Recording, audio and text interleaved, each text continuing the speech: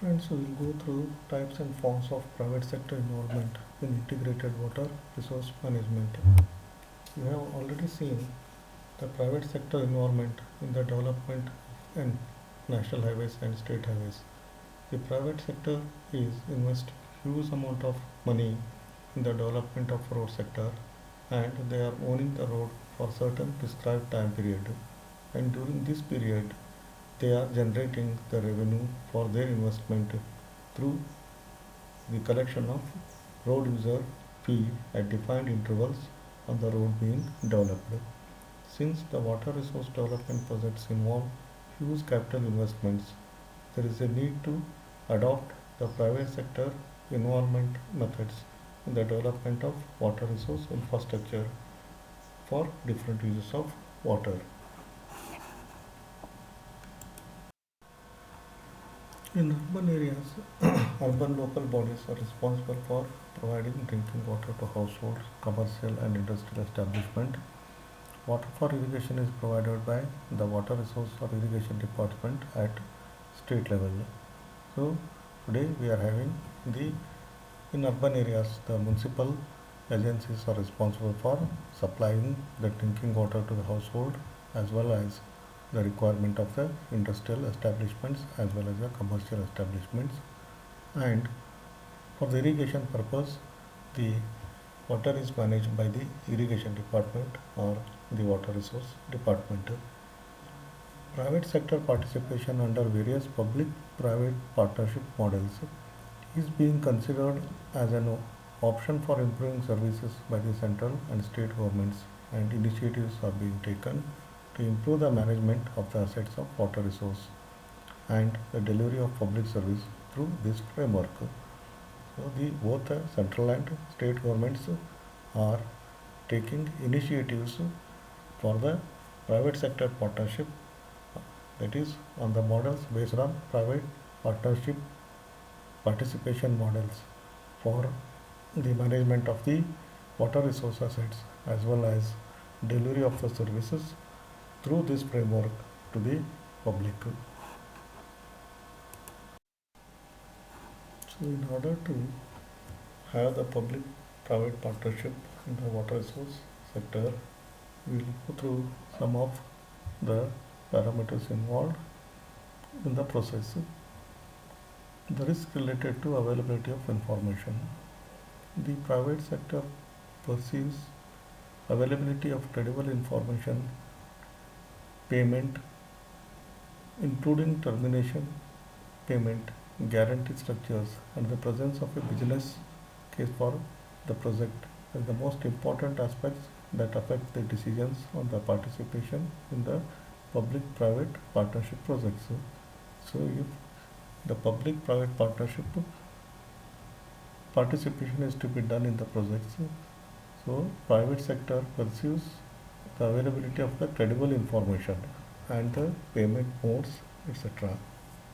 Before putting out the project bid for private participation, it is important for a procurement entity to prepare updated information that is relevant so as to facilitate a private operator to take informed decisions on whether to bid for the project or not and to formulate its proposal.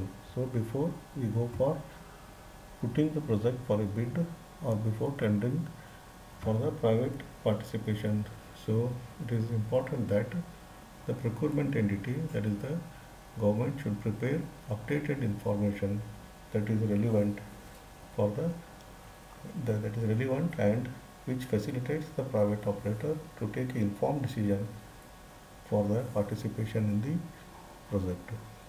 Insufficient or inaccurate data makes it difficult for a private operator to make a realistic assumption of capital, operation and maintenance cost and revenues for a project. So if we do not provide the public-private partnership agencies the correct information or the accurate information, then it becomes difficult for them to assess the capital cost involved and the O&M requirements and the revenue generated from the project.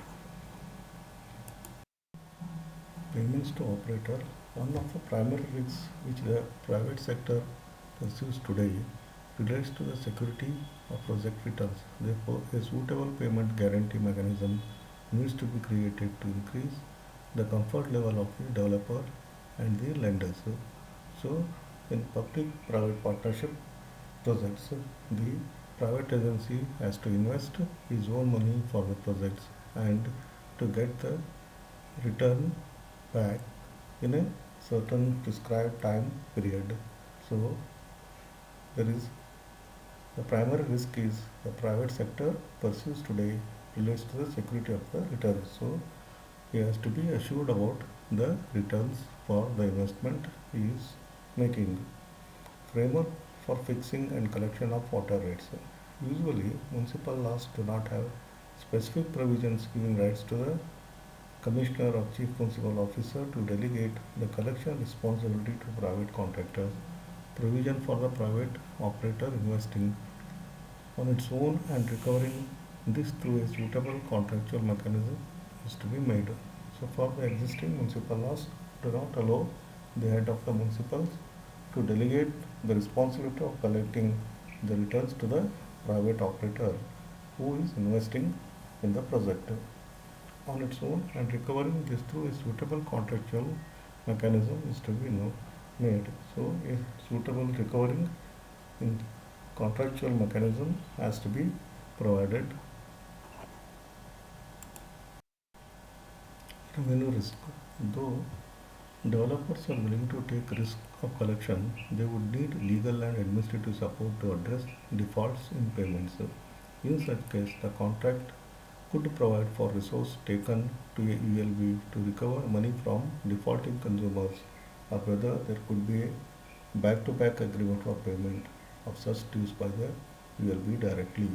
So, if the private agencies are given the responsibility of collecting the revenues for the investment which they have made in the project, but in the contract it should provide for recourse taken to a ULB to recover money from defaulting consumers. If anybody defaults, the consumers default in paying back the prices, then it is the duty of the ULB to have an agreement for payment of such dues by the ULB directly. O&M risk. Operation and maintenance risk. Risk of power charges increase in the future should be adequately addressed either by means of passing through or carrying out periodic energy audits so as to reduce the consumption of power. So in case if the power charges increase in future, there will be problem of operation and maintenance cost recovery. So regularly there should be energy audit so as to reduce the consumption of the power. Irrigation sector PPPs. The government of India has been contemplating PPs in the sector for some time now. In 1995, the Ministry of Water Resources constituted a high-level committee to examine the feasibility of private sector participation in the irrigation sector. So the government is planning to or contemplating the PPP model in the irrigation projects, and it has formulated a high-level committee to examine the feasibility of the private sector participation in the irrigation sector. The committee recommended that a few projects may be taken up on a pilot basis. Subsequently, the National Commission for Integrated Water Resource Development Plan in 1996 felt that private players would get interested in the sector only if adequate return from the users of water is recovered, and concluded that private sector participation was possible in industrial water supply and in urban areas.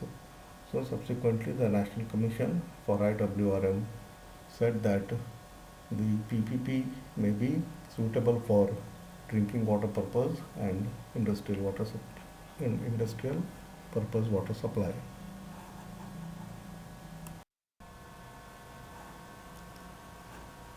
The governments may also need to consider other ways of attracting private capital in the irrigation sector. This could be through a viability gap fund, deferred payment structure, or annuity models, creation of corpus fund, and similar other structures.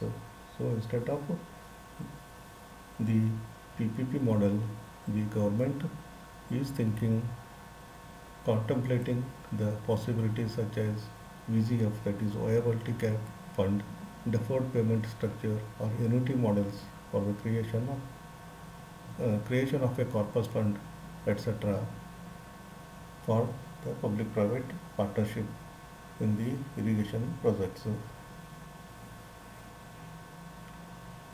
While government funding from budgetary allocations for the development and maintenance of irrigation infrastructure will continue, efforts could be made to recover some of its costs through user fee collected from WUAs. While the government funding from budgetary allocations for the development and maintenance of irrigation infrastructure, so far the government is investing the budgetary allocations for the development and maintenance of the irrigation infrastructure, and efforts are being made to recover some of its cost through the user fee collected through the water users associations. Key issues. Often private sector has voiced concerns about land acquisition, rehabilitation, and resettlement of large number of project affected persons that result in longer gestation period and increased cost. Added to this, serving significant population of small and marginal farmers affect their revenue model.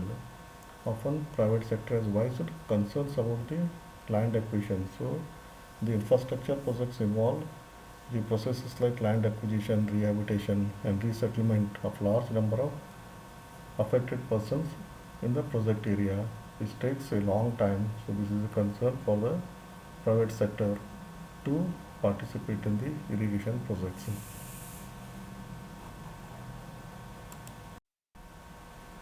The other areas of private participation in the irrigation sector could include the following. So instead of going for the entire infrastructure, the irrigation sector may pursue the following operations suitable for the public-private participation. Canal water conductor distribution system. Till sufficient experience is gained, initially headwork may be kept out of PPP ambit. So the initial headwork structures or the headwork infrastructure may be initially kept out of the PPP ambit, and they may be entrusted with canal water conductor and distribution system. Construction and O&M of secondary canals for conveyance system. So it may also consider the construction and operation and maintenance of secondary canals or conveyance system. Construction and maintenance of distribution system below the minor distributaries of designated capacities. So it may also consider the construction and maintenance of the sub-distributaries which are designated by the capacity of the or the carrying capacity of the canal. Remodeling and renovation of existing irrigation assets. So also it may think of remodeling and renovating the existing irrigation assets. Financing of new assets and meeting of cost towards O&M of existing assets. Improvement of existing technologies and introduction of modern technologies experimented elsewhere around the globe.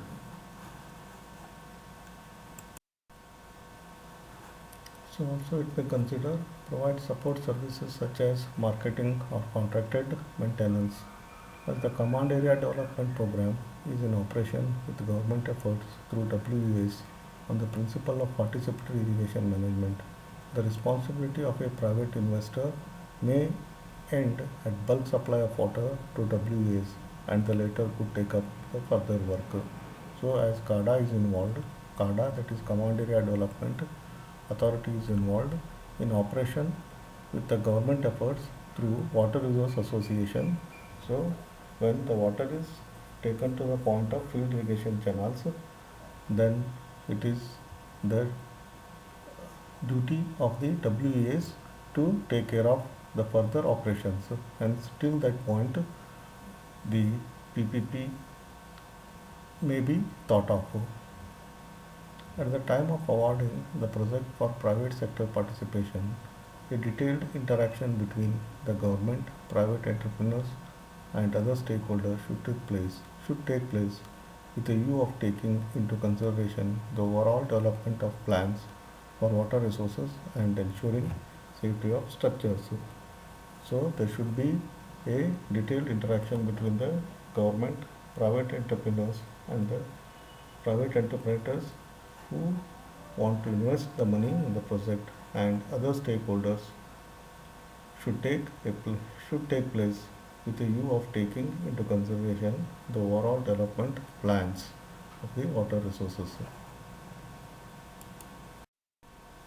The government feels that private participation in the water sector could achieve a multiple set of objectives such as capital mobilization, improvement of water use efficiency, better harnessing of renewable resources, access to better technology and professionalism, and provision of an improved service, creating a demand for better quality service through the market mechanism.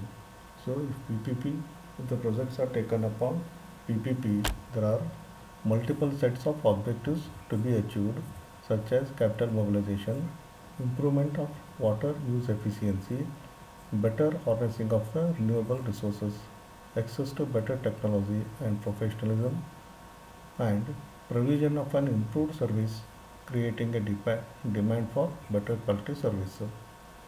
There is a need of identifying opportunities for private sector participation so as to improve O&M of assets on a long-term basis.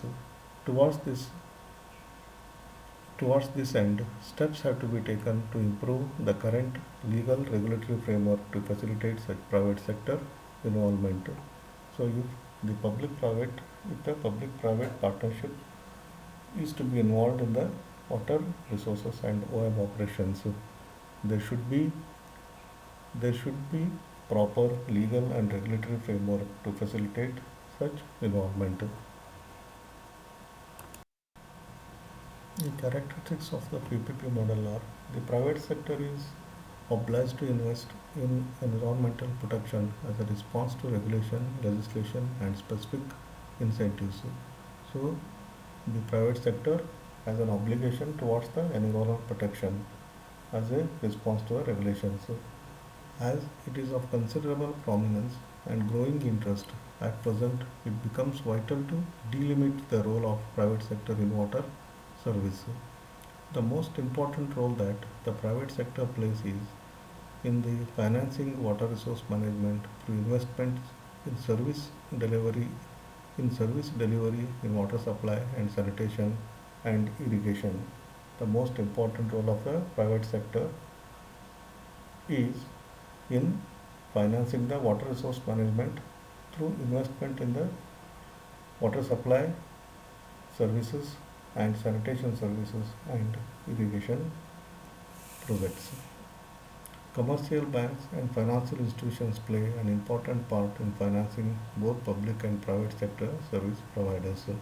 So, the commercial banks and the financial institutions play an important role to finance the public and private sector service providers.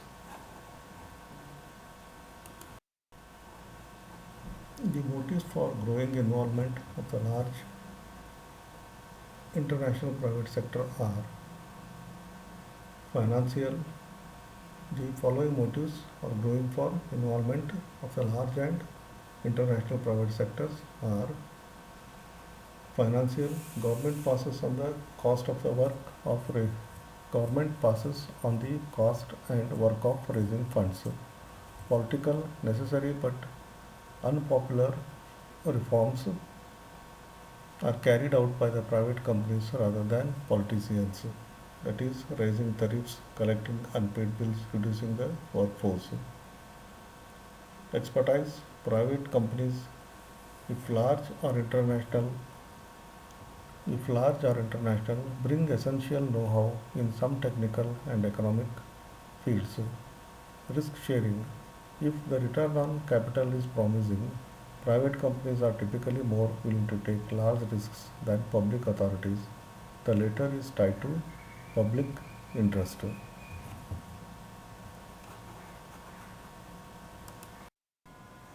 The following are the main types of private involvement in the water service provisions. Full divestiture. So divestment is the process of selling subsidiary assets, investments or divisions in order to maximize the value of the parent company. So assets that can be divested include a subsidiary, business department, real estate, equipment and other property. A infrastructure may have certain activities and some of the activities may not be beneficiary or may not be able to manage properly. In such cases, some of the or some of the subsidiary assets like the business department, real estate, equipment and some subsidiary functions can be sold out to the private agencies. But in full divestiture, transfer of all public assets through sales, in which case the private sector obtains full responsibility of the water supply network facility and operations. Sometimes a distribution system, the entire distribution system may be sold out or transferred to the private agency for for taking up the responsibility of water supply network facilities. Joint ventures, partial transfer of assets through share sales, resulting in shared ownership and operating responsibilities between the private and public sector. In joint ventures, only the partial transfer of the assets is made to the private in terms of shareholding of the shareholders and the operating responsibilities between the private and public sector. Concessions.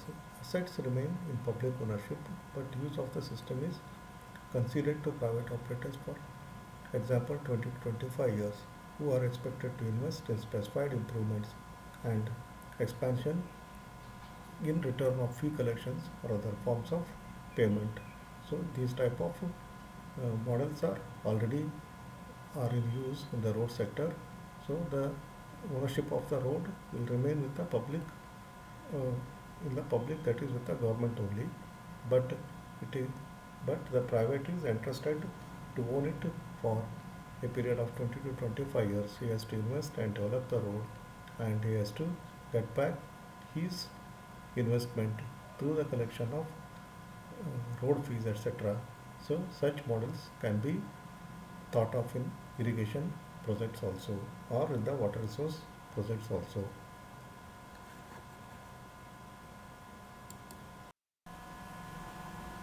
Import is another system which consists of build, operate, own and transfer. Build, operate, own. So there are different types of public-private partnership schemes where contractors for the construction of particular infrastructure projects is required and where ownership is handed to a public organization after a specified number of years. In the BOO case, ownership remains in the hands of the private sector. In build, operate and own, build, operate, own transfer system, so a private agency will build the project for us and it will operate and for a certain time period it will own the project and it once the agency gets back his investment after a certain time period it will be transferred back to the public sector. So this is boot system and in boot system the ownership remains in the hands of the private sector. Leasing, the water system remains in public ownership but is leased to private operators. So in leasing means the system remains in the public ownership only. The government is the owner but it is leased for certain time period to the private operators to operate. Contracting out, the least controversial form of private sector involvement. A water undertaking subcontracts certain functions to private firms example meter reading, etc. So it may have to contract out some of the functions, and it is the least controversial form of the private sector involvement. Even when water services are provided by the private sector, the government still has a key role in providing a clear regulatory framework and ensuring that the poor are served and users are protected from excessive costs. So government has to play a vital role when it comes that the services to be provided to the poor and the users are protected from the excessive costs. So private sector participation is a continuum from short-term operational engagement to full asset transfer. Table 1 shows categorization of private sector involvement by function performed. So you have different types of contracts, that is service contract, management contract, lease, concession, build, operate, transfer and divestiture rate. And the parameters involved are asset ownership, capital investment, commercial risk, operation and maintenance, contract duration. For service contract and management contract, asset ownership, capital investment, commercial risk remain with the public. Operation and maintenance are sometimes with private, and contract duration for service contract is 1 to 2 years. That for management contract is 3 to 5 years. But in the case of lease or affirmage, the asset ownership, capital investment, commercial risk remain with the public, and commercial risk is sometimes shared, and operation and maintenance remains with the private, and contract duration is 8 to 15 years. For for concessions mode of participation, asset ownership, capital investment, commercial risk, operation and maintenance remain with the private sector, but the asset ownership will remain with the public, and the contract duration is for 25 to 30 years. Build, operate, transfer mode, asset ownership remains with public, or if it is a BOO system, it will remain with the private. Capital investment, commercial risk, operation and maintenance will remain with the private agencies only, and the contract duration is 20 to 30 years. In divestiture rate, assess ownership, capital investment, commercial risk, O&M cost remain with the private only, and the contract duration is indefinite, because in divestiture rate form of contract we are almost selling the infrastructure to the private participators.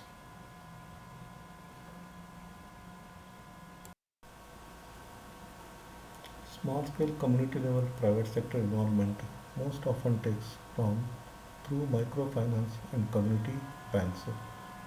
These have shown to be great ways for poor people to finance small scale water infrastructure for both domestic and agriculture use. So small scale community level private sector involvements are also proposed proposed to take up. So these forms through microfinance and community banks. So these have shown great ways for poor people to finance small scale water infrastructure for both domestic and agriculture use. However, when the funding of water supply and sanitation infrastructure depends entirely on the collective pooling of users, then it should not be seen as private but rather as a community based supply management.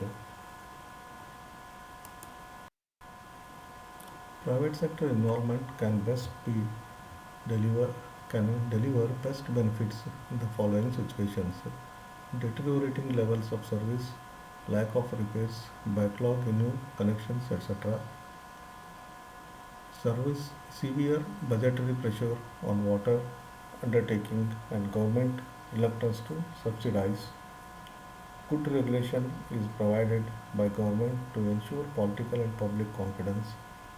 Tendering is open and transparent, and single bidder situation avoided. Government ensures investment security through legislation. Efficiency gains cannot be more cheaply and less controversially obtained by reforms to public undertakings. The balance between upfront financial bonus gains and long term higher tariff costs is positive. So, these are some of the points in where the private sector involvement can best deliver the benefits. And